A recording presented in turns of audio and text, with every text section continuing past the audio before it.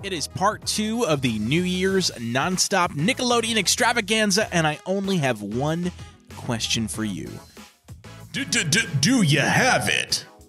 Sports and game shows on Nickelodeon went hand in hand with their animated offerings, especially in the late 90s. So on this week's episode of the podcast, Derek joins me once again as we reminisce all about the guts, see what I did there, and the glory that made up Nickelodeon GaS. Olmec, are you ready?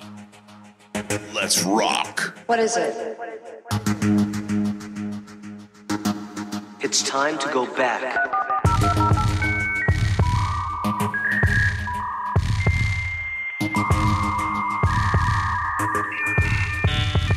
Welcome.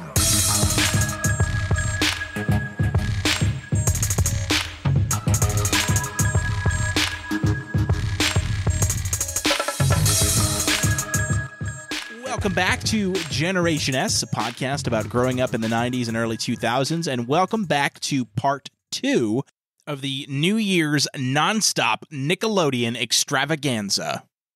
I don't think I got that right, but that's okay. We're going to roll with it. I think you did. I think you nailed it. Did I get it right? I think so. Oh, sweet. Well, hey, guys, welcome back. I'm Dan Kemp, and join with me once again today is Derek Taylor, the co-owner and co-founder of Texoma Esports. Derek, welcome back to the show, man. Glad to be back, man. The last episode was so much fun. It was good catching up with you. Well, man, I got to tell you, I don't know if it's just your circle of friends, but I mean, really good, solid download numbers and really good feedback. I think people have really enjoyed hearing us. Just in case this is your first time listening to either the show or the Nickelodeon theme for this month, last week was our first episode in the series, and we covered Nicktoons. So our cartoons from our childhood. Had a lot of fun. And as I was listening back to it when I was editing it, of course, I realized there's so many of the things I probably could have added, but that's how it goes, right? You know, but we had a great conversation. I had a great time. Yeah, man, it was so much fun. And don't tell me about the numbers. That's just going to inflate my head too much. Well, listen, I can say this: they're not Rogan numbers. How about that? Right, that's true. That's true. Oh, man. All right. Well, listen. Well, today we are continuing our journey, and if you listen to the pre-tape intro before the song, you'll know we are talking all about Nick GaS, also called Nickelodeon Games and Sports. So that's what we're covering today. And so if you recall, so games and sports. So Nickelodeon had the cartoons, but they also had a lot of other cool stuff that we watched as kids, including sports shows. For lack of a better word, they were more like, I guess they were kind of game shows, but also sports shows, right? What are your thoughts on how they presented it, Derek? Yeah, I think they were just covering all their bases. That's why they called it games and sports, right? Yes. So yes. Yeah, a lot of them were. It seemed like I did go back and do a little bit of prep work for this episode and watched a few of the old games and sports on Nickelodeon, and it seems like a lot of them follow the same sort of packaging, which is a trivia show, trivia questions, followed with some sort of ridiculous action or game or whatever they had to do. Well, and I think that's what made it so appealing to such a wide audience, right? Because you had, listen, I've never been an athlete. I think you and I talked with it. We're not sports guys, honestly. We weren't really playing sports in school. I played Little League. That's about it. I lettered in bowling, so that's still more than I did, man. I think I lettered in math league and chess club. But anyway, but I still love these shows because you had, like you said, the trivia kind of, the testing of the knowledge type stuff. And then you also had, basically giant, really well dressed up obstacle courses and stuff like that. Yeah. Whether it was, Global Guts, Legends of the Hidden Temple, Double Dare, all of those kind of, like you said, followed that formula. But there were also other shows on there that were, kind of less sports, more games. And we're going to talk about all those today. So there's not as many. I'll say this: last week rather, for the Nicktoons episode, we covered a lot, right? I think one of the piece of feedback that you got was that, I think your wife, and maybe it was just a pity listen, I don't know, but she said, she wished we could dive deeper on one of those shows, like maybe we talk about an episode of Rugrats or whatever. And I definitely have plans to do something like that in the future if there's a demand for it. But this week, I think we'll be able to let this stuff breathe a little bit more because there's definitely less shows that we're talking about today. Right. I think the biggest problem with the last week's episode was just like we talked about what, like 10 to 15 shows. I mean, it was a lot. It was a ton. So that's why I'm saying, like, this week, let me look, because I actually wrote a list down for this week. So we got 1, 2, 3, 4, 5, 6, 7. We got 7 shows that we're going to go through, and then a couple of honorable mentions that we didn't really watch, but they're technically in the category. Right. So, in fact, let's just get the honorable mentions out of the way, because I don't have much to say on them, and I don't think you do either. Yeah, let's go for it.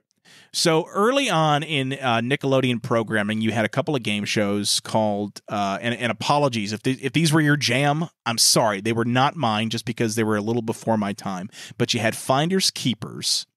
And what I do remember about that show was basically kids, they were literally thrown into a room with a timer, and they had to find a secret object, right? Is that kind of do you remember that show? Or I remember like a couple episodes here and there. It definitely wasn't a staple in my house, but yeah, I think it was families basically got thrown into like rooms like my game room behind me, just full of cluttered mess, and had to find specific objects to advance, and that's all I know about the show. And I think that's literally the gist of it. I don't think there's much more to go into. Yeah. And then you had Get the Picture, which was it was a kind of it was a visual game show. So basically you had teams of 2 again, and you had these pictures on the screen, and they would slowly fill in, and then you had to basically guess what the answer was before the other person. Yeah, I think didn't it have like an outline of the picture or something, and then you answered questions and you got to select a square. So basically, yeah. So it's like Hollywood Squares meets Wheel of Fortune meets illiteracy. That's the word I'm looking for. Yeah. So but anyway, yeah, so that's what it was about. And actually, as we're talking about it, that's another kind of commonality you had with some of these earlier, more game show formats, is you always had like teams of 2, and more often than not, they were like brother and sister or like friends from school. Right. And it was always like a boy and a girl. They kept it kind of, they wanted to have both genders represented back then. And so I feel like that was pretty formulaic as well. So you had definitely, so the thing is, if you're watching these like in succession, you're seeing a lot of it. But as a kid, you're not necessarily paying attention to that. You might have noticed it, like, oh, wow, a lot of brothers and sisters competing in these shows, but probably not. I didn't. But I just, as an adult rewatching them, I definitely noticed the patterns more. It was kind of cool going back to see that it seemed like they did their best to make sure both men and women were represented. Yes. That was cool to see. But yeah, as a kid growing up, I was just like, man, I just want to be on that show. Well, and I think every show we're talking about today, at one point or another, I, in my head, pictured myself being on that show, right? I mean, that's every kid's fantasy, is to the point where you can buy t-shirts for all of them now, and you can wear the uniform or whatever the kids competed in now. That's how sad your life is. If you can go do that. And by you, I mean me. I'm not taking shots at people other than myself here. So anyway, those are the honorable mentions. Let's kind of work our way up for me, what would have been more obscure, and then get to the good. So we actually kind of talked beforehand about like our top 3 game show sports shows, and they were the same. So we'll save those for last here. The next one I want to talk about, though, was Wild and Crazy Kids. Do you have any memories of this show? Man, I didn't until like I was like going through and trying to remember some stuff. And I was like, oh, I do kind of remember it. But all I remember was it was just like a bunch of kids, and they had like different teams. But that's, I think, I don't even know if that's right. So to me, this is how I kind of equated it. It was like you had the team spirit, like they had the different colored shirts for like the red team, the blue team, whatever, but it was like a big group of kids. Like you had these big posses, and they would all compete in different, it was kind of like field day at school. That's what I equate it to. Do you remember field day, where you'd go out and you do like tug of war, and you would do like water balloon fights and stuff? It was basically like summer vacation meets competitive kids game show. Yeah. Like this one didn't really have any of like the we talked before about like the trivia type stuff. This one really didn't have that. This was more just pure get out there and run around like crazy kids outside. And it's the name, Wild and Crazy Kids. Now I always thought this was kind of cool. So one of the presenters or the hosts was Omar Gooding, who you may recall is the brother of one Cuba Gooding Jr. And if you look up Omar Gooding, I mean, you clearly see the resemblance. Like they're definitely brothers. But Right. Omar Gooding was also in a Disney show that you may recall from our childhood called Smart Guy. Wow, I'd forgotten about that. So he was the best friend of the older brother in Smart Guy. Okay. And then I think he was in a show that I didn't watch, but I just happen to have his Wikipedia page pulled up. So he was in the show Hanging with Mr. Cooper. Do you remember that show from the 90s? I don't. Actually. I'd heard of it. I'd never seen it. So again, if you've seen that show, I apologize. I've never seen it, so I'm not going to talk about it today. But anyway, so Wild and Crazy Kids, again, it was one that I watched. It was definitely the least structured of all of the game shows that you could watch back in the day, but it was fun. It was, I mean, like I said, it was like watching kids at summer camp more than anything else that just happened to wear, uniform t-shirts, basically. Right. Yeah. So that was, that's really not much else to say. There was, I remember the hosts were a lot of fun, and I do remember, like, I wish I was on that show because I feel like I would have had a lot of fun. Like they had I remember there was like a water slide contest for like the biggest splash. There was one like where you had to play like t-ball, but like you were blindfolded, like silly things like that you would play at a summer camp or whatever. So let's keep going here then, because I mean, unless there's anything else you want to talk about with Wild and Crazy Kids. Oh man, like I said, I didn't even remember it was a show until I looked up at this list, and then I was like, oh yeah, I do remember watching glimpses of that, but yeah. Well, and that's why it's lower down in the list here, because it was one that, take it or leave it. It's not one that has stuck in my head. Like you could probably go out and find a Wild and Crazy Kids t-shirt and wear it if you were that desperate, but I mean, probably not. How many of those shirts do you own, Dan? That's what I really want to know. We're not going to go into it right now. No, we're not talking about me here, Derek. Okay. We're talking about all right, talking about shows. Yeah. Moving on. So the next one on the list is one that it's an interesting one because you could call it a game. Definitely not sports. You could sort of call it a game show, but it was also kind of a variety show. I'm talking about What Would You Do? Yeah, going back, I watched some of the episodes today. And man, like, it was barely a show. That's the thing. It was like a talk show that just like where picture like this. It's a kids talk show where the director just says, you know what, screw it, I quit, and they keep doing the show. Yeah, basically. Yeah. So it's hosted by Mark Summers, who also hosts Double Dare, which, trust me, we're going to get to. But in this show, he basically there's some skits, but there's also a lot of audience participation, and it could just be a random thing that he talks about. Like, I remember one episode that stands out was like hidden talents, and so he would bring people down and be like, "Okay, what's your hidden talent?" And they would all show. And this is the first time I ever learned that I could put my whole fist in my mouth. Okay, all right. Because the guy on the show, I think it was actually one of the Blues Brothers, like later Blues Brothers, like he said, like, Mark said, "Well, what's your hidden talent?" He goes, "I can put my fist in my mouth." He goes, "Really?" He goes, "Yeah." And then he does. He shoves his whole fist in his mouth. And I said, "I want to try that." And so that day I learned I could put my fist in my mouth. And then there was another one where this guy was able to sing the national anthem without opening his lips. Okay. And so I said, I want to learn. I said, I wanted to learn to do that. And so I can sing with my mouth closed. I'm not going to do it here because it won't matter. You're listening to this, so you won't believe me anyway. So anyway, but then, sorry, go ahead. No, I was just, the only thing that I really took away from What Would You Do is it seemed like, I don't know if it was before the slime or if it was them trying to get away from the slime, but they were really about just pieing people. Whipped cream. Yeah. Honestly, everything that these kids did from the audience would end up with somebody in some sort of contraption that would just pie you or squirt you with whipped cream or something. There was like the pie pod. There was the pie slide, I think. There was basically a few ways to just dive into whipped cream, which again, as a kid, looked awesome. Well, so I don't know if you remember. So like oftentimes they would pit audience members against each other in some sort of task.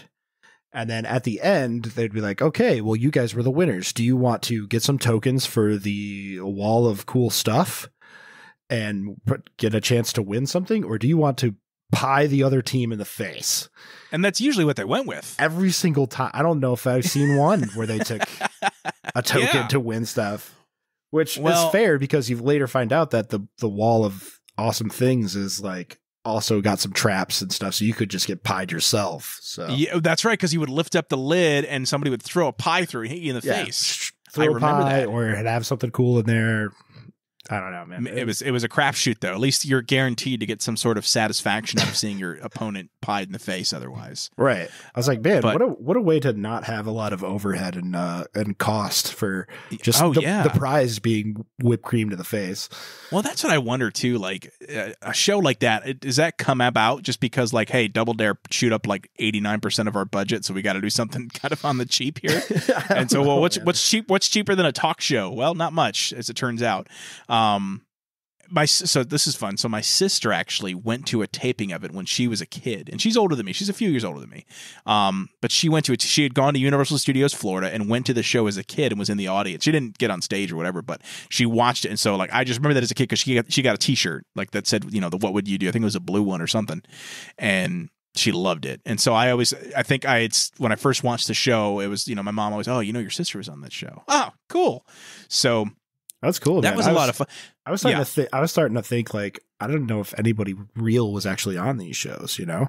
No, I've never met anybody. She was more so in the audience. I mean, yeah, she was but in the still, audience. like, she was there. She witnessed it, right? So yeah, no. Well, I mean, listen, look, you could go on Reddit and be like, hey, I'm looking for someone, you know, people that participated in these game shows. What was it like? And there's people tell stories, you know. So, again, that's an anonymous person on the internet that you have to trust, but you know, I don't know. It's better than nothing.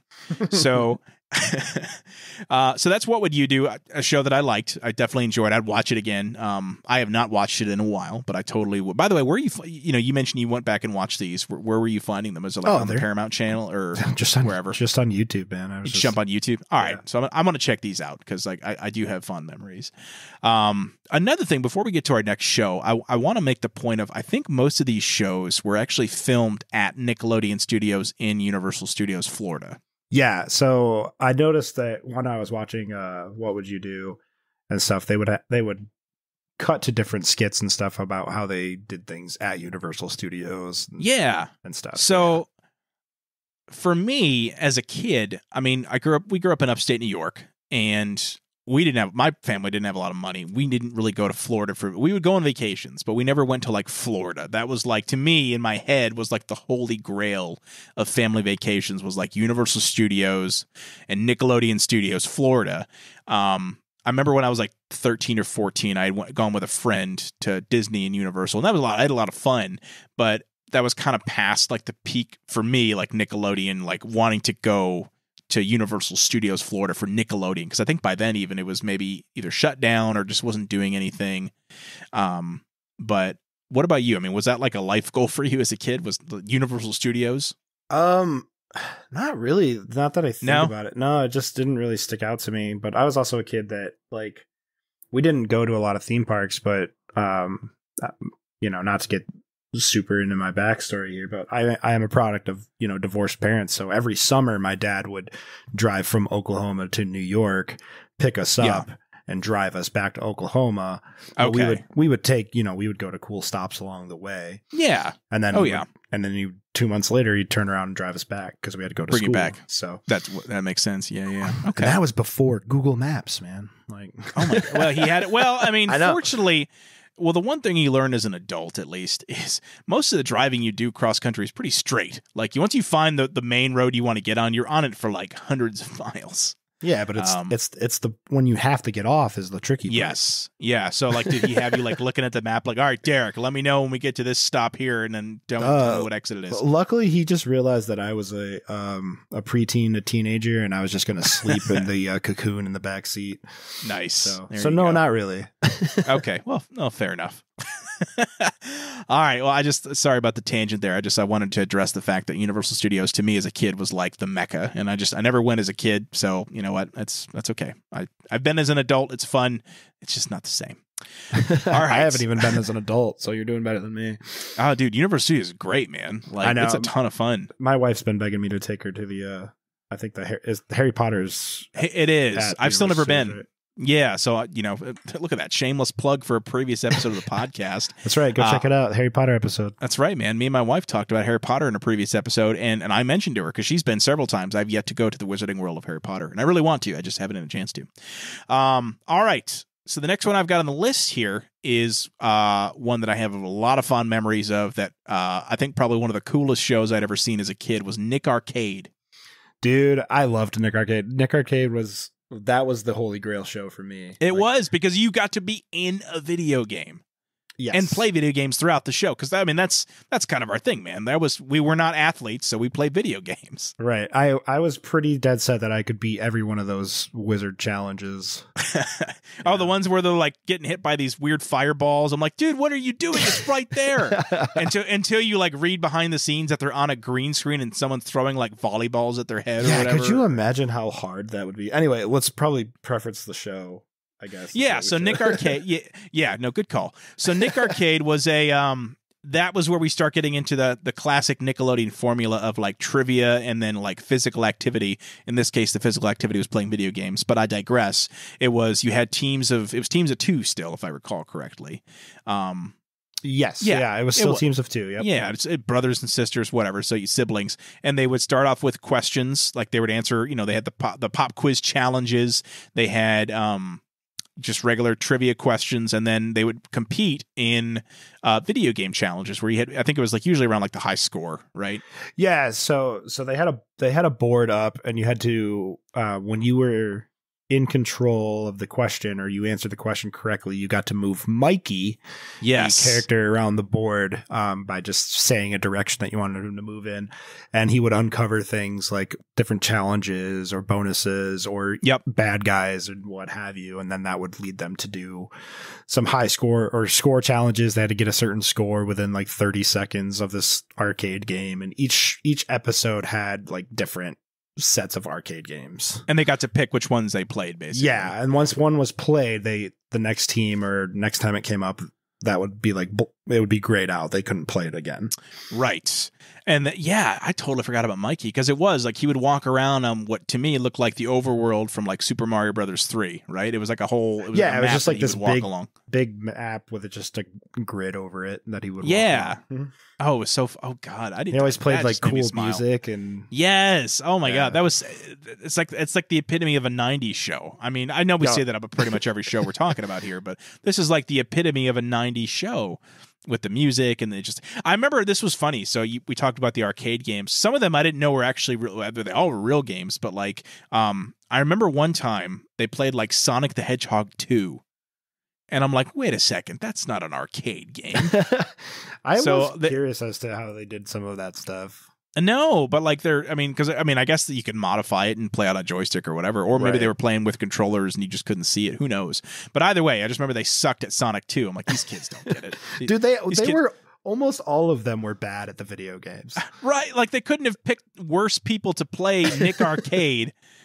You know what? They were probably pissed because they weren't on Global Guts. They got thrown on a Nick Arcade instead. And they're like, these are like D1, athletes now or whatever. When they went to college, they're stuck inside playing Super Ghouls and Ghosts, I mean, but, and then you had the host Phil Moore, who was awesome. I remember he was like great. The coolest guy. Like I'm like, dude, be my uncle. You're just like the coolest guy.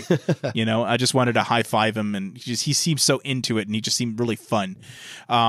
But then you had a few rounds of that, and then you had the team with the most points would go on to the final challenge. I forget what it's called. Now you watched a couple episodes recently, you said? I watched like one episode and I kind of skipped through it just to kind of refresh my memory. I don't remember what the final challenge was called either, but yeah, they would go into a giant video game essentially, and they would have to like collect things in the game and kind of get through it. Looking and watching as a kid, you're just like, how are they getting hit by all this stuff and blah blah blah, and like, well, just the whole idea of like, what was it like? Like, I just wanted to ask these kids, what was it like being in a video game? Like, you can't fathom the fact that they're on a green screen sound stage, right? Which is essentially what they were doing. But it just looks so cool because there was nothing like that at the time. Like, that was probably one of the more unique shows that we're talking about today, right? I mean, yeah, I would think so. Has there been any shows like that since where like you're in a video game? Or I feel like not really. I mean, not in a game show format for sure. Yeah, no. Well, that's what I'm saying. Like it was so unique. This is going to be me showing that I did not do enough research. Did they bring this show back in like a reboot down the road? Dude, I don't know. I don't think so, to be honest. I'm gonna have to Wikipedia this. I'm sorry. Normally I don't research while we're live, but I'm on one site here, and it says it went from 99 to 2009. So no, maybe? Yeah, so no, it ran from actually 2 seasons in the 1992, basically split up over the course of 1 year. So no, it did not last that long, unfortunately. And it doesn't look like they ended up here we go. The attempted revival. They tried bringing it in 2015, and it just did not take off. So there it is. It was a Kickstarter. There it is. So they tried reviving it on Kickstarter, and it was going to be called Nth Level. And it did not hit its $350,000 goal. So, gotcha. Because of that, we do not have Nick Arcade in the modern day. Which, you know what? It's fine. We got VR. We got the Nintendo Switch. We've got the Wii. Yeah. You know, so we're good. I guess VR is us in the game now, right? VR, yeah. Like, and I mean, dude, that'd be cool to have like a VR game show you could watch on your VR headset. Because I got a VR headset. I would totally watch a game show on that. You know, that's not a bad plan. I'm just saying, there's options there. Don't be stealing any ideas, listeners. All right. No, or you know what? I'm not gonna. No, hell, I'm not gonna do it. Go do it. You're welcome. Okay. Just let us know. Give us credit or something. Yeah, give me credit or save me a seat or something. Well, it's virtual, so you better save me a seat. Anyway, so that's Nick Arcade. Anything else you want to add there? I mean, I loved it. I was a big fan of it as a kid. The only thing I want to add wasn't the prizes like these crazy sweepstakes of like a buttload of video games. I think so. Won. Yeah, because I know like a lot of the prizes back then were like, oh, actually, this was a big one, and I want to talk about this. Was like everyone won like a trip to space camp. That was like like the grand prize was trip to space camp. But yes, in the 90s, every kid wanted to go to space camp. Yes, that and Universal Studios. Except you. Except me, apparently. But space camp. Did you want to go to space camp as a kid? Honestly, I don't think so. You know what I did until I saw a video of one of the kids in one of those like gyro machines where they're strapped in and just spinning all around. I'm like, that looks horrible. Like, yeah. I don't want to go in space. I'm good. I'm good. Oh God. All right. So Nick Arcade, yes. And to your point, I think they had really cool video game related prizes for that show, which makes perfect sense. Of course, giving to the kids that clearly don't either know how to play or like video games because they suck. They needed those prizes before they got on the show. Yeah, they would have totally been able to bone up and actually provide some quality entertainment instead of relying on Mikey the answer boy or whatever the hell his name is. All right, next on the list we have another one that I watched pretty religiously for like 2 years straight because it was on after dinner every weekday. Was Figure It Out. I really enjoyed Figure It Out as a kid. So that's one you remember watching as a kid? Yeah. I didn't have enough talent or a cool hidden fact about me to ever be on the show, but I tried one time. I actually mailed in. I mailed in a talent, and they never got back to me. So I'm assuming that it was just lost in the mail, obviously. So, yeah. So for people that don't know what Figure It Out was, it was a game show, if you will. Oh, it had a panel of stars from Nickelodeon shows, usually from All That. Well, Phil Moore, the host of Nick Arcade, was on there a lot. Yeah. Bunch of their different hosts and stuff, but they would bring these kids on and they would have some sort of secret talent or invention or something cool about them that the panel had to figure out. Well, so it's actually, I don't know if you know this, I have it in front of me on Wikipedia, but I knew that it was actually based off of an old 50s game show called What's My Line? Oh, I did not know that. So if you ever go on YouTube, and I'm sure that's on there. But basically, you had these people that had to guess. The panelists were blindfolded, and you had a mystery guest, and they had to like ask questions to determine who this person was. And it was usually like a celebrity or something, someone well known. Like I remember one time, and I actually remember watching this on YouTube. It was like they had the original voice actor for Donald Duck. Okay. As like the mystery guest. And so they had to ask questions like, does your occupation involve entertainment? Yes. Okay. Were you on stage? No. And so like they would and Figured Out was basically the same thing where they would ask Yes or no questions. The panelists could ask yes or no questions. They could keep going as long as they were getting yes answers, right? That was the thing. And then every once in a while, you would hear a whistle, and somebody would either drop by with some kind of a clue. Actually, that's usually what it was like a clue to like help them figure out more words, because it was like an answer board that was laid out with whatever the person's talent was or hidden fact or whatever it was. And so every time they would say the word out loud that was on the board, there would be a sound effect and they would pop it up on the board. So you could then have, okay, we got one of the words. Let's keep working through this with the yes or no questions. Right. And so they had 3 rounds to be able to solve it. And I remember in between the rounds, they also had remember the secret slime action? Yes, they had secret action that if any of the panelists did said action, they would get slimed. And I don't know if this was like the beginning of the Nickelodeon slime tyranny. Oh no. Slime has been around since the 80s for Nickelodeon. I know it's been around, but I think this was like one of the first shows that was like they went all in with it. Yeah, they went all in. Every show had somebody getting slimed at least once. Yes, and it always looked different. I remember that. There were some episodes where it was like pasty pale, light green. It looked like vomit, honestly. And then you had like the deep green slime. Yeah, I think they were still figuring out the formula. I think so. All I remember is that Danny Tamborelli, also known as Little Pete from Pete and Pete, really loved getting slimed. Like that was his thing. Like, but he would eat it. Like I remember he would like let it go in his mouth and he would eat it. And I'm like, all right, well, it can't be poisonous if he's ingesting it. I mean, theoretically. No, so that's kind of a good segue, I guess. So I actually had a slime party when I was like 10 or 11 years old. Really? Yeah. So my mom found some recipe to make the Nickelodeon slime, and ours did come out. I have pictures, but ours did come out in the more pasty, whitish green vomit looking color. So what was the basis of it though? Like what was it made of? So I honestly don't remember.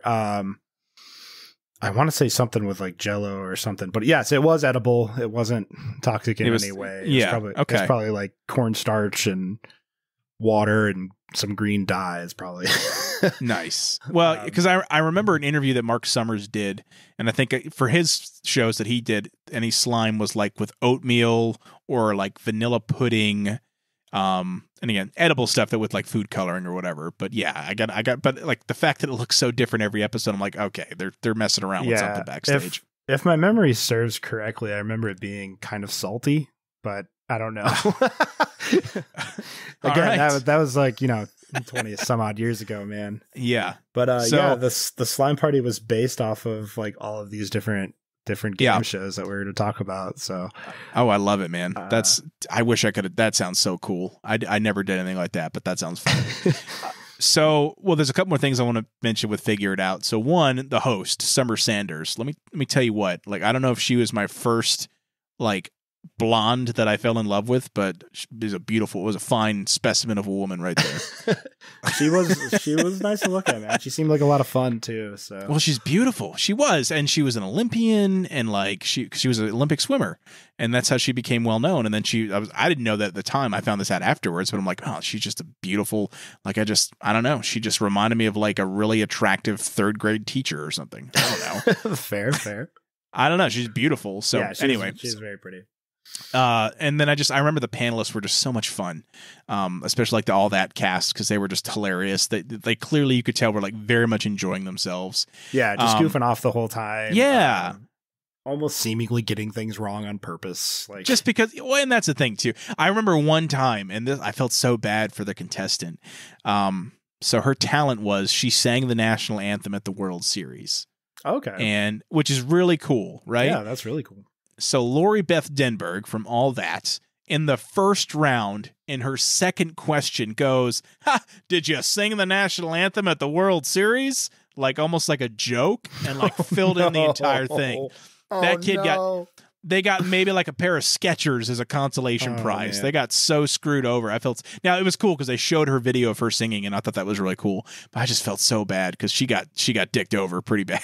Yeah, because the whole premise of the show is every round that they didn't get it, you would get a prize. And then the grand prize, you get a grand prize. Yeah. If they couldn't guess at all at the end of the 3 rounds, you got the grand. You got the space camp or whatever the hell it was at that point that they were doing for him. Yeah.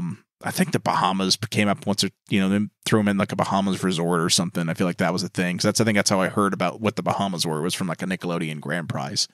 But and then at the end, regardless of whether or not the panelists won, they would showcase whatever the talent was or the fact. Like I remember this one. It was weird. This one kid had been growing a rat tail since birth. That was his like hidden fact, and I was just like, that's gross. Because he came out and like he just whips out his little mini mullet off his shoulder, and we're talking it's probably 2 or 3 feet. It was impressive, but I'm like, dude. That's just neglect. I'm sorry. Did you ever have a rat tail growing up? Hell no, I didn't have a rat tail. No, did you? Derek, yeah, bro. I did. Oh my God. I don't think it was. I mean, I'm assuming it was my choice, but at the time, I don't remember. I was like 5. I don't get the appeal. Like, no. It's like a mullet for somebody who. Long.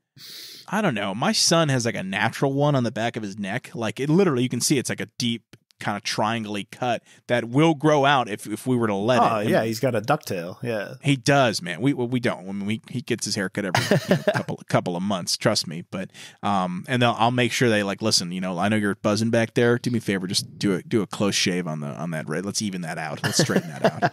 I don't want to see no triangle in the back of my kid. No, he's a very handsome boy. I'm just kidding. But anyway, so Figured Out, another great show. Again, I watched that. They actually apparently, and I didn't know this, they came back. That they had a revival back about 10 years ago and it only lasted for like a month or 2. Okay. And I forget who the host was. It was it Jeff Sutphin? I don't know who that is. Sanders? Honestly. No, it's not no. Okay. Not Jeff Sanders. No, Summer Sanders was unfortunately not involved with the new one, which is again a real shame because she was just fabulous. Loved her. She was lovely.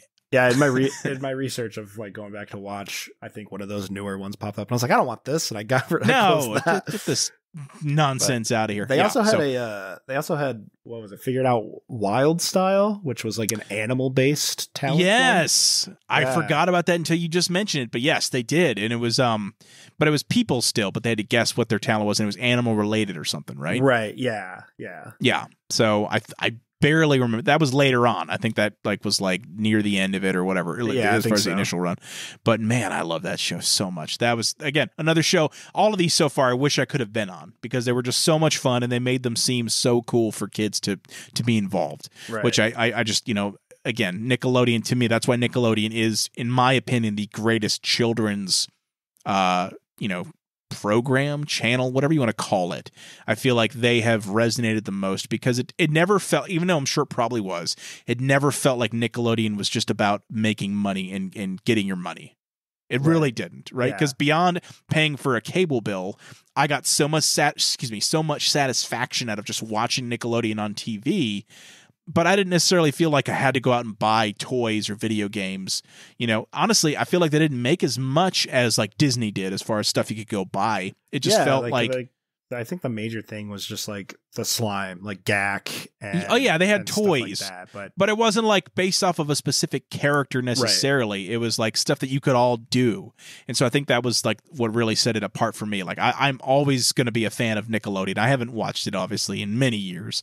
I remember one time we were in a hotel at the beach and it was on and my son was watching, I think it was Nick Jr. because that's still a thing.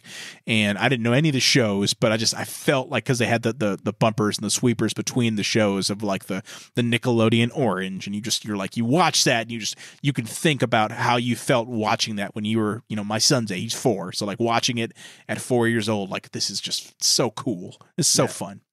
So, well, listen, we've approached, I should say, our top 3, the holy trinity of Nick GaS programs here. So I'm going to start off with what I think is number 3. I'd be curious if it's your number 3 as well. You can just say yes or no. But we're going to go with Double Dare. Yeah, I think so. Okay. But compared to the other two that we haven't talked about yet, would you say it's lower than the other two? Yeah. Yeah, I had that's to what I'm refresh saying. my memory of what the other two were for a second.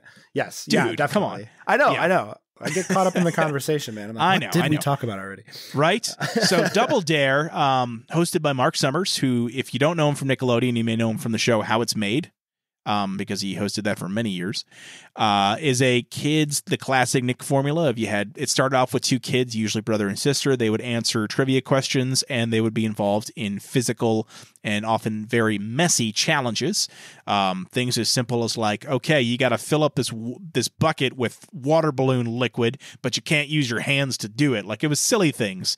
Honestly, some of it was really gross. You had to be blindfolded and catch an egg being thrown by your partner in between these symbols. That was one of the episodes I watched. Oh, so that was, yeah. So, I mean, it was weird stuff.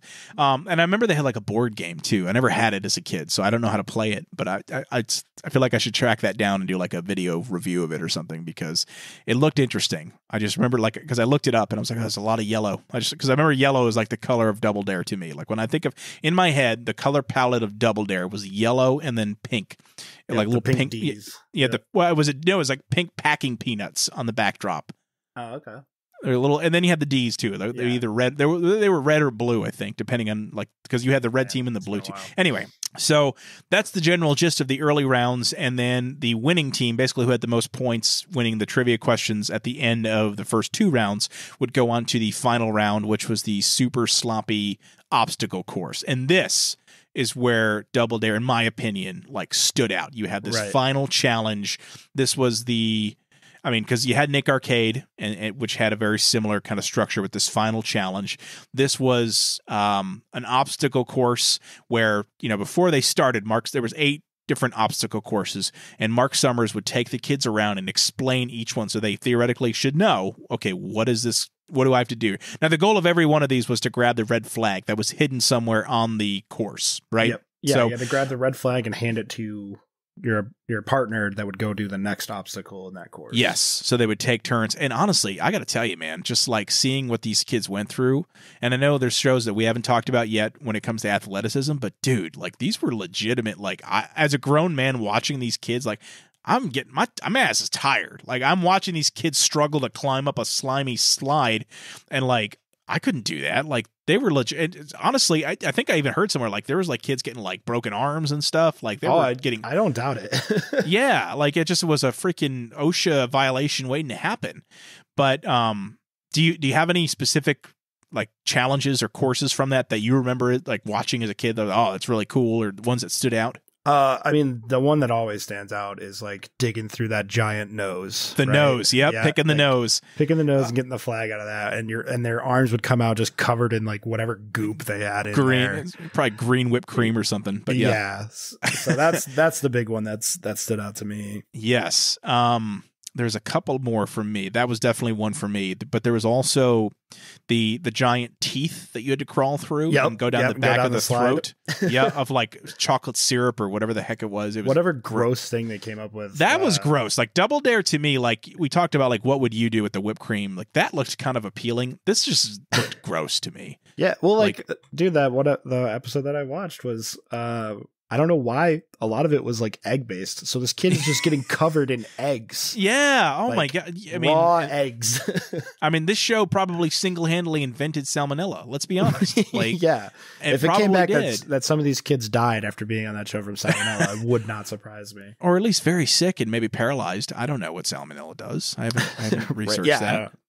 We don't usually have to worry about it. I've never had it, and I eat cookie dough, so I'm dodging a few bullets here. I think that's a myth, to be honest, but I don't know. I don't know. Just because maybe. Double Dare was kind of the premise to that slime birthday party. That was a show that really got you into slime and everything. So that and What Would You Do, I guess, would be the two things that we borrowed ideas from. Okay. I talked to my mom about it recently, and she's like, we had an obstacle course set up, so you had to go through that's awesome, and do all these different things, which ultimately ended you in a big pool of slime. Nice and stuff. And the What Would You Do portion we all had different cards on our heads. Yep. And we stood in a line, and I vividly remember this. And Kristen, if you are listening, I want to apologize for my mother's actions. I had a big crush on Kristen when I was 10 years old. Okay. And she was my next door neighbor. And they put her right next to me. And of course, the top of what her card said was, kiss the person on the cheek to your left. And they made sure she was right next to me because my family knew that I had a huge crush on her. So apologies for that, Kristen, if you listen, man, listening. Your parents, your mom, because your mom threw the party, your family's like the ultimate wingman, man. Yeah, that's great. Yeah. That's incredible. Props to your family for hooking you up there, bro. Yeah. And then the other vivid thing I remember about that party, I don't remember what all the cards had, but I do remember, other than my crush kissing me on my cheek, there was one that was it was a chocolate covered pickle. You had to eat a chocolate covered pickle, and the person that had the card didn't do it, but I was like, that sounds really good, so I went ahead and just ate a chocolate covered pickle for no reason. Honestly, I mean, I didn't want to interrupt you there, but I'm like, I wouldn't be mad at that. I would, right? I could probably do that. That doesn't seem that bad. Like, I've seen worse. Like, so no, that's thank God that you were doing this before the show Fear Factor came out, because then you might have had a very different birthday party. No joke. Oh man. So before we wrap up on Double Dare, there were, just so people know, there were a few variations of it. You may recall there was the original Double Dare, which was the kids, brother and sister, against each other. Then you had Super Sloppy Double Dare, which honestly I don't remember watching, but I feel like it was probably more of the same, just really, really gross obstacle courses that were just more sloppy. I mean, as the title, I don't know. The one that I remember watching as a kid the most was Family Double Dare, where you had like it was usually a family of 4. Yep. And so the whole family would compete and I almost wonder if they did that because of the fact that just 2 kids alone was just kicking their ass. Like, if you had a family of 4 split up over the 8 courses, it was a lot more doable for the people versus like just the kids. Because if you're doing 4 out of those 8, you're gonna be dead tired. Yeah. But if you're only having to do 2, it's a lot more doable, and it's probably a lot more exciting on TV because you're not just like floundering and like falling over dead. So it actually looks like they might have because I remember, like, more often than not, they would usually get very close or win the big prize at the end with the families, because they made it all the way, which was what people wanted to see. With these kids, like, I remember there were some episodes where it was just the 2 kids, and like the kid was so, I don't want to say he was dumb, but like he couldn't find the flag, and Mark Summers was like, it's right here, you have to grab it, and he's like just looking, where is it? I don't, and he couldn't find, so like he didn't get past like the first or second course. Yeah, and but so I feel like if you were in the moment, though, it's harder to find that flag. Well, and I get that, but like once they involved adults in the course, like, okay, no, they know how to get shit done, right? That was their thing. So anyway, and then after Family Double Dare, you had Double Dare 2000, which was, I forget the name of the host, Jason something or other. They brought him back, and pardon me, and so he. But it was the same thing. It was the course. It was just, everything was 2000, and it was supposed to be cool at that point. If it was 2000, it's more futuristic. Right? It was futuristic, and it was like, no, it's 2000. Looking back, you're like, wow, that's kind of embarrassing, right? But it was the same show, so really nothing new to add there. But Double Dare as a whole, there is a reason it is in the top 3 for me, at least. It just was one of the most fun shows to watch. It was exciting, and in my opinion, very rewatchable, just for the overall kind of format and presentation of it. It was a lot of fun. Do you remember the premise of of how the trivia portion worked? I remember they would ask questions, and if you didn't know the answer, you could dare the other team and say, okay, you guys got to answer it. Now, if they answered it, well, you're screwed because they got like double the points. Or they could double dare you back. And then, so if you were smart, let's say you know the answer, but they don't, you would get them to double dare you, and then you get like triple the points or whatever it was. Right. It would like, double the points every time they dared. And then if you got to the double dare and you still didn't know the answer, you could do a physical challenge. That's where the eggs came in. Right. Now, if they were able to successfully complete the physical challenge, they would get, I forget, it was a bunch of points, though. They would still get the points. Yeah. It was either complete the physical challenge and get the points, or lose the challenge and lose the points. So, yeah. So they still, I mean, the points weren't theirs yet. They still had to do something. Right. And it was usually pretty crazy. Like you said, I remember one, it was like, yeah, you had to like use a catapult to launch eggs into the chicken's basket or whatever it was. Yeah, it was always something ridiculous. Something with eggs. Probably, yeah. You know why? It's because eggs are cheap. That's probably why, to be honest with you, is they were on a budget, and you know, what's messy and cheap? Eggs. Okay. And safe to theoretically consume, you know, according to some. Right. All right. So we got 2 left here. And honestly, the one I have here at number 1, I'm thinking might actually be number 2, just based on my overall memory and enjoyment of it. So I tell you what, between the two, I'm going to let you pick which one we talk about next. I'm going to go with, I think Guts is number 2, to be honest. Yes. And that's where I first had that at number 1, but I'm like, you know what? No. Yeah. Like there's a lot to talk about, but to me, it's still not the epitome of a Nickelodeon game show. Right. So Guts, initially called Nickelodeon Guts, later on called Global Guts, because they started off with just all American kids, and they would compete. It was still teams, right? No, it was individuals, but it was just individuals in, just, local, normal, like high school, or not high school, sorry, like junior high or like elementary school kids. And but eventually when it became Global Guts, that's when they started getting kids from all around the world, which I thought was kind of cool. So Guts, actually, Derek, why don't you tell us, tell the audience what Guts was? Guts was this, like Dan was saying, physical game show. It was kind of a test of your athleticism, but with wacky and goofy sports. The things that stick out to me are, a lot of them you were attached to some sort of bungee cord thing. And you would have to jump from a high spot and hit a target or make a basketball or all these weird, goofy things. And then you would rack up points. I think there was like 4 or 5 rounds. I think it was 4 of these sports. And sometimes they were time-based, so you'd have to be the fastest time. Sometimes they were just directly point-based and direct competition with your opponents. Based on your placing, you would get 300 points, 200 points, or 100 points. And then at the very end, you would try to climb the aggro crag. Well, first it was the aggro crag, and I'm going to quote Mike O'Malley. First it was the aggro crag, then it evolved into the mega crag, and then it became what is called the super aggro crag. And it was basically like a giant obstacle course with a fog machine running through it. Yeah, it was a big mountain thing. Yeah. With a path up in a couple climbing spots that you had to like hit buzzers on your way up to light lights. And then, and you couldn't progress unless you lit all the lights. Like, if you skipped one, you'd have to go back. You'd have to go back and do it, and that always sucked. But of course, they were bungeed in again too, so that was bungee cords everywhere for this. Yeah. Which it reminded me of kind of a blend of like American Gladiators with literally like the Olympics, especially later on with Global Guts. That's kind of the blend that this show was. Yeah, I would say of all the shows we've talked about today, it is the most like sports centric show. Like this one was the one that, like, if you played sports, you were watching Guts. Even if you didn't play sports, you were probably still watching Guts because it was just fun to watch. But I'd say it was definitely the most, like, I mean, they used like a lot of sports terms. Mike O'Malley himself, the host, he's literally like the love child of a DJ and a really cool gym teacher. You know what's funny too? It's like, as a kid, I thought this guy was like the epitome of like athleticism, right? I thought this is like the peak male specimen right here. He's hosting this athletic show. He's probably like some kind of superstar. It's like, no, he's dumpy little short guy. And I remember I saw him years later in Glee.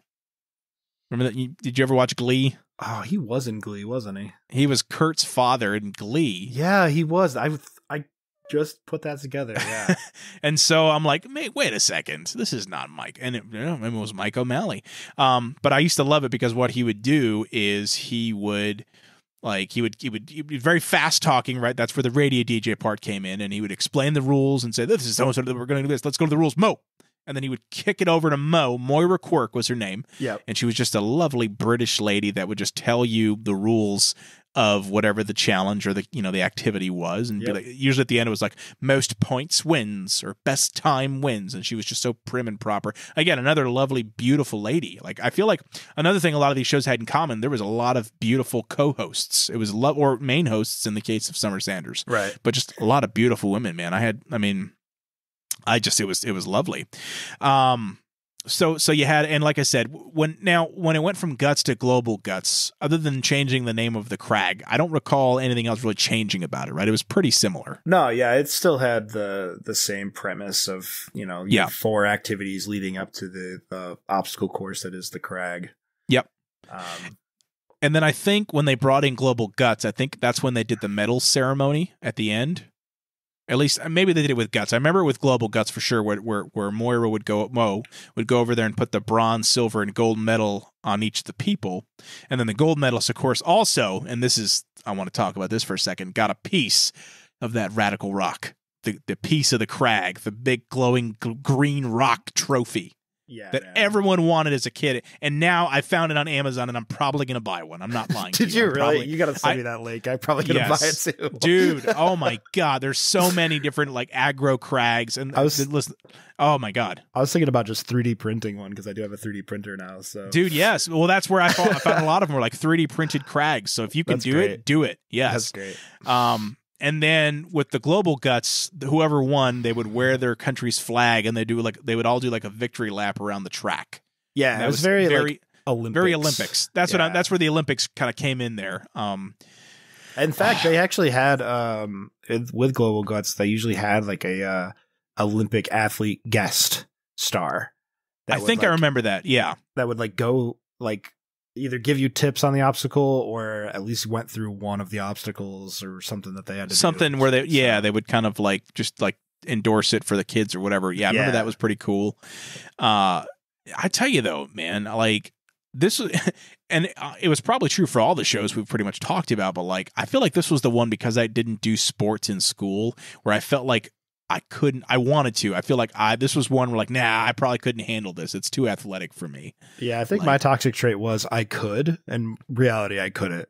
Like, I just wanted to be on the show so bad because it looked like so much fun just being in that bungee harness, Yeah, I don't know, like because it looked the most like a sport to me, and I was never very good at sports, and so I felt defeated watching it. I wanted to, but I'm like, nah, I'm not good enough. It was pretty sad actually, honestly. Like. Now, like, hell yeah, I don't care. Like, I would break the bungee now, but it would be so fun. Like, I would, I'd go down smiling and swinging. But yeah, man, Global Guts was just when I thought of like, okay, doing the Nickelodeon month for the podcast, and I knew I was going to do a sports episode. We talked about this a while back. Yeah, like, dude, I'll do this. You said I'll do the sports one with you. That was the first one that came to mind. Was this the show that had done it for you? I mean, even if it's not our number one, to me, this was still the first show I thought of about doing this episode. Yeah, I think so. I think just because of that nostalgia of like wanting to be on the show and wanting a piece of that aggro crag, like it just, I don't know. It's so ridiculous thinking about it, but it's just like, man, I want that hunk of plastic. It was glorious. Yeah. And of course the theme song was a banger. Yeah. Yeah. Do you have it? Guts. Great. The answer is I probably did. I just didn't realize it.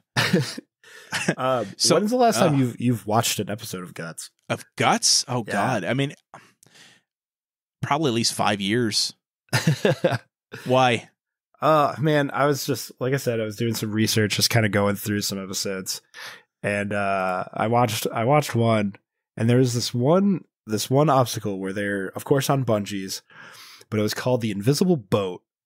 Okay. And they had to basically tread this water, not tread it, but they were floating above the water with like maybe their legs in a little, so like waist high, but it was a big pool of water, and they had an oar that they had to like paddle through. Oh, wow. And as a kid, I would not have realized this. As an adult, I realized that they weren't doing they were flailing about, but they were not progressing themselves. Like, no, somebody had in the background or something. And this episode that I watched these two kids struggle so hard to get to the end. And then the third contestant comes on, and it was like she was Jesus herself. She ran across the water. And I was like, that is bull crap. Like, yeah. I'd be so mad if I was the other contestant. Somebody paid him off in the back. Like, hey, listen, let Cassandra go faster. Okay. Here's a 10 ski. Yeah. For example, the first two kids had a time of like 30 something seconds. Yeah.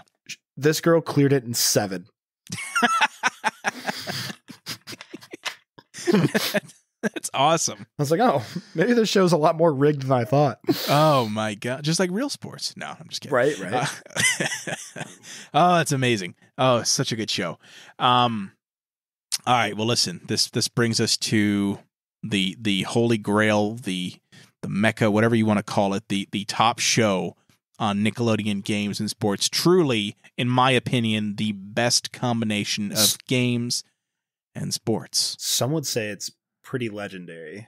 I would say legendary, but in almost like a hidden kind of way. Right. Like, listen, I didn't, I wasn't raised Jewish, but if they said we're going to temple, this is all right. That was bad. We're talking Legends of the Hidden Temple.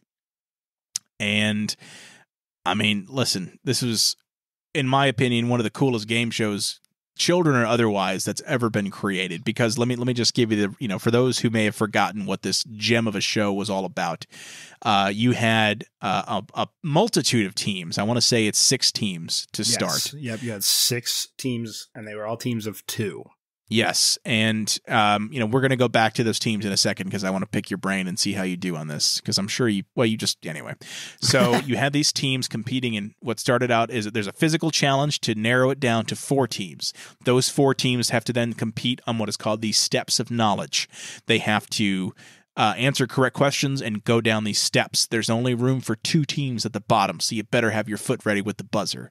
The final 2 teams, the best 2 teams on the steps of knowledge, then go on to what is called the Temple Games. And this, I believe, is 3 rounds of Temple Games. And correct me if I'm wrong on that, Derek. Is that right? There's 3 games that they play in the Temple Games? Yes, because you would earn half a pendant for each round that you won in that, which would help you later. Correct. So they would be earning half a pendant. So what is a pendant, you say? Well, a pendant, when combined with, when 2 halves are combined into a pendant of life, that's right, because they would have, the first round's worth a half a pendant, the second round's worth a half, the third round, which is a more challenging round, was worth a full pendant of life. Mm-hmm. And so whoever won the most would be going on to the final round, which was the Temple Run. And yes, this is way before the app on your phone called Temple Run. You would go into the temple, you would enter in a room, and every time it was different. It was a very modular temple. Every time you would have to go through the temple, and the goal would be to get to the whatever the prize episode was about. Yeah. I guess we should back up. Yeah. So they have this is probably their weakest part of the show, but they would have a fake historical object, like that the whole show was based around. So the trivia at the beginning, the temple games, and then the temple, like the final prize that you had, or not the prize, but like the treasure you had to find, was all based on some, honestly, it's got to be fake, right? I mean, I think it was both. I think there were some real ones, like actual art, like what could have been artifacts or whatever. Yeah, like an actual artifact from some store. I mean, obviously not the real artifact, but I remember one. I was like, Olmec, what are we searching for today? We're searching for the petrified shoelace of Alexander the Great. Right. Like, come on, really? And so those ones were probably fictional. Yeah. Now, I think they did give a legitimate history lesson, so like there was some legitimate history. But anyway, but then they would have temple games around shoelaces or like Greek, mythology or whatever, because it was Alexander the Great. And so the games would be, now the games were usually pretty similar regardless of what the theme was. They would just kind of dress up the set or call it something different or whatever. Like on this game, Alexander the Great had petrified shoelaces that were tied together. You will have to race with 2 feet tied together down the course. It was something like that. And then whoever won would go to the temple and have to go find that shoelace somewhere in the temple. Now, the temple itself had, a dozen different rooms that could 12, be in there? It was 12 rooms. Yep. And it was basically, and they would, I'm not going to go through every single room, but they had 12 rooms, and each one had its own set of challenges or puzzles to solve to find either the door to the next room or that room. Actually, they tell you at the beginning where the item is located, so you know. And two things that I took away from watching this as a kid. One, if you were caught, there were these temple guards that were hiding out in the temple. And if you went into a room that had one of those temple guards, you would have to give them a pendant of life, and then your partner would have to take over and go back through. Now, whatever progress you made through up to that point, they didn't have to do. So like if whatever doors you unlocked in the temple, they could then go run through it real quick and catch up to where you were. But if you were caught... Yeah, if you have the pendant, you get to continue. If you had a full pendant, you got to continue. Oh, that's what it was. I'm sorry. Yeah. So you could give them the pendant and then just keep working yourself. If you didn't have a pendant, you're right. I'm sorry. Yeah. If you did not have a pendant, you were taken out of the temple. Your buddy had to jump in there and make up for lost time and get through there. Now, if they were caught and it was and that was it, right? If you didn't have another pendant, because you could technically win 2 pendants. So theoretically, you could both each have an extra life. If that was the case, unless you were a total idiot, you probably were going to win. Like, I mean, it was pretty much a surefire guarantee. But let's say you didn't have enough pendants, the temple guard catches you, you're out. That's it. Game over if you're the second person going in. So on that note, the temple guards, let me tell you what, I don't know if it was the combination of the sound effect that they played when they jumped out or the fact that they're wearing like cannibal masks. I don't even know. They were scary as hell, dude. Like, do you remember? They were terrifying. Yeah, they were. And I think they were just like stagehands or whatever, wearing just some dude in a costume, but just some dude in a tiki costume. I remember there's a few times where like the kids were like legitimately terrified, like they would scream. I think they punched the guard in the face one time, like it was bad. But the other thing I want to make a note of here is, well, first off, if you got to the object and you picked it up, all the guards are gone, all the doors unlock. You just got to run like hell and get out of there. And that's how. And if you can make it out before the timer is up, because the timer's going this whole time, then you win. That's it. But there was this one room that nobody ever seemed to figure out, no matter how easy it looked on TV. And I would watch it going, what is wrong with you? It's right there. Do you know what room I'm talking about? You're going to have to refresh my memory, man. It is the Shrine of the Silver Monkey. Oh, yeah. And so the goal of that room was, in order to unlock the door, you had to there was 3 pieces of a monkey statue, and you had to assemble them in the correct order. Now, this is not an obscure-looking statue. This looks like a monkey. And so these kids, though, they can't seem to figure out how to get the monkey on straight, get the torso on the right direction, and then get the head on. They couldn't do it. And so that was the room that I think killed most runs through the temple, was because they couldn't figure out how to assemble the damn monkey. Yeah, because that would unlock the next door, right? Well, that's the thing. That was every room had a puzzle you had to solve, or like an obstacle to trek through to get to the next door and unlock it. Right. And so for that room, you had to assemble this monkey, and no one could ever do it. Like, it was ridiculous. So anyway, I had to make a note of that, because it would always I didn't yell at my TV often, but that one, like, I would yell at the TV, I would get up and I would like pace back and forth, because it was so stressful with the music, and it was, pardon me, getting through. It was a very stressful final round, but it was very exciting, of course, as well. So let's go back to the teams, because you had 6 teams. Without looking at any kind of screen, can you name all 6 teams? Oh, man. There was the Green Monkeys. Yep. The Blue Barracudas. Yep. The Silver Snakes. Yep. The Orange Iguanas. Yep. And that's... You got 2 more. I know, I got 2 more, but I can't think of them. Okay. You ready? Yeah. You got the Purple Parrots. Purple Parrots. And finally, you have the Red Jaguars. Red Jaguars. Okay. And there you go. Now, at the start of the show, we talked about being able to buy T-shirts and stuff. This is the one that I have seen most represented at Halloween parties, online for T-shirts. Like, I have yet to buy one, but I'm not kidding you. I have no qualms about buying a Legends of the Hidden Temple T-shirt. Now, that being said, which team shirt, if you were to buy a shirt, Derek, which team would you have gone with? Probably either the Green Monkeys or the Orange Iguanas. Okay. All right. I like that. Honestly, probably the Purple Parrots or the Silver Snakes. And I'll tell you why. Because those teams never seem to get down the damn steps of knowledge. They were the unsung heroes. They were the jobbers, if you will, to use a pro wrestling term. They were the enhancement talent.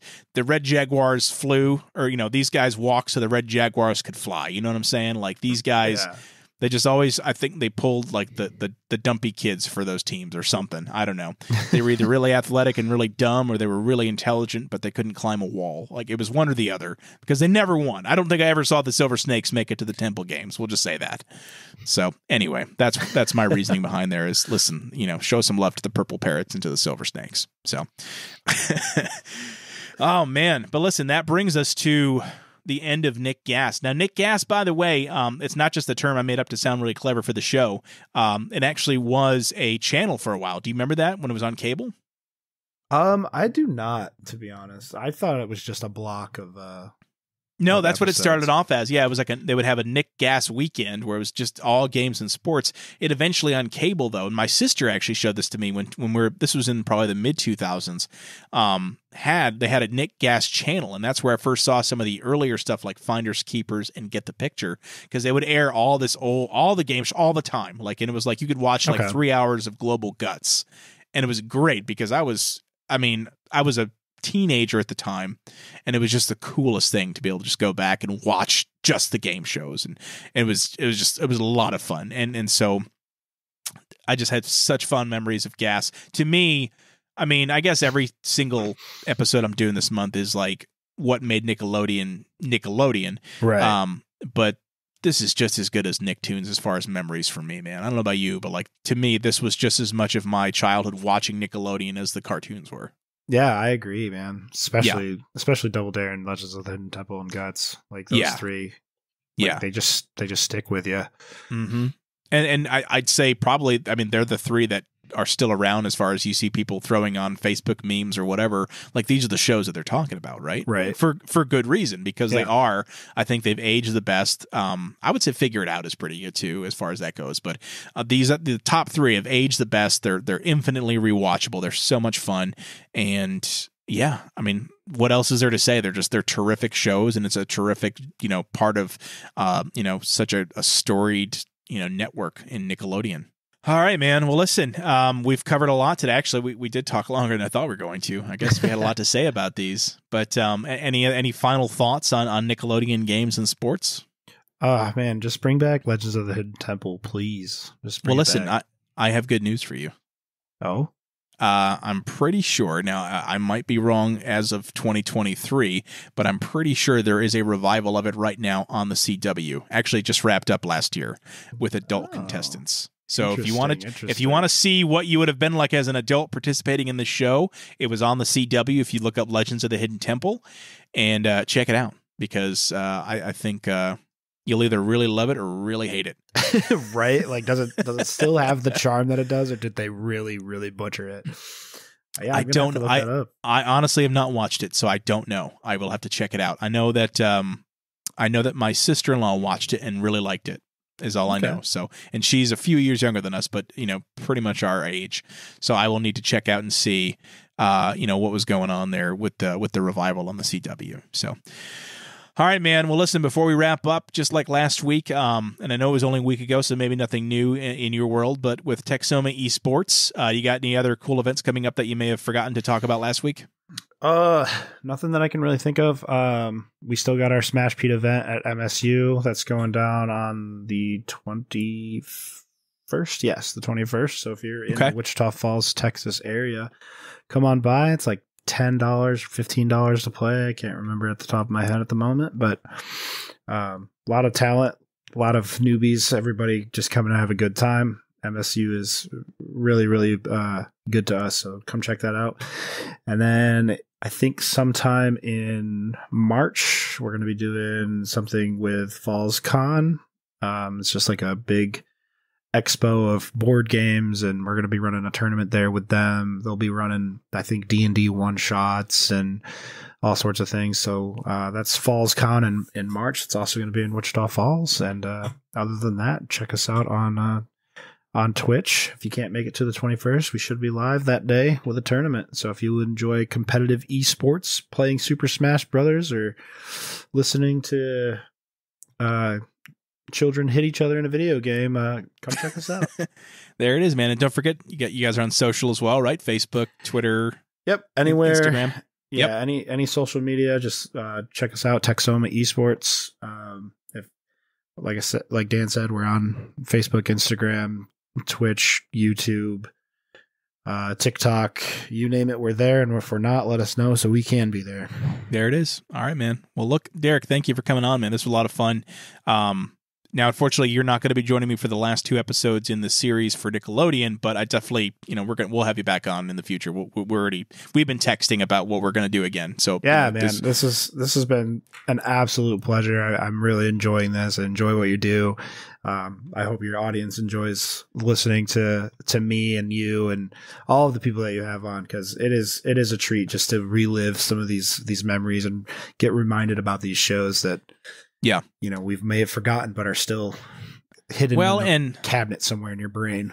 Well, and that's the idea of the show, right? It's not just, okay, remember this show, haha, here's a t-shirt. It's how did you feel watching these shows, right? And I feel like that's the thing you can't get that on a t-shirt, but you can talk about it. And so I feel like there's not necessarily... And there's other podcasts out there that talk about this stuff, but every person is different, right? And so, maybe something we said today is something you can directly, maybe you had a slime party when you were 10, like Derek did, which is still the coolest friggin' thing I've heard all day. Like, that's amazing. I'll have to send you the pictures. Dude, absolutely. Would you be cool if we shared them up on the Facebook page? Yeah, I wouldn't mind. I wouldn't mind. Yeah, no, I totally will, because that sounds amazing. Maybe you felt like me, where you're watching Global Guts going, well, I was, for me, I was the fat kid in school, so I wasn't going to get up on a bungee cord, but you know what? Who cares? It was still a lot of fun to watch. So that's what this show is about. It's pulling out these memories you forgot you had, these feelings you had when you experienced these things that are, quite frankly, back again. Every 30 years, I've said this so many times on this show, every 30 years, all these trends are being recycled, and that's why you're seeing Nicktoons and Nickelodeon Guts and Legends of the Hidden Temple back on screens again, is because it's been 30 years, and what's old is new again. That's right. Just like us. We're old, and yet we're new. But mostly old. Mostly old, yeah. All right, guys, that's going to wrap it up for us. Hey, before I go, one more thing. Make sure you are checking us out on Facebook, on YouTube, on TikTok, on Instagram. You can search Generation S Podcast. The logo will be the same one that you see on this show page for the podcast itself. And don't forget as well, with the podcast, share it with a friend. If you know somebody that grew up in the 90s or the early 2000s that would appreciate this, let them know about the show. Have them give it a listen. We've got, I think this is our 25th episode officially or unofficially on here. So we've done a few different topics now at this point. So you might find something you like and can latch on to. And if that's the case, thank you so much. And if you've been listening throughout, the last 6 months that I've been doing this, thank you, because I really appreciate you. It's the reason I keep doing this. This is truly a labor of love for me. I'm just having so much fun talking about my childhood and growing up and doing it with friends like you, Derek. So thank you again. And guys, thank you so much for listening, and we will talk to you soon. Goodbye.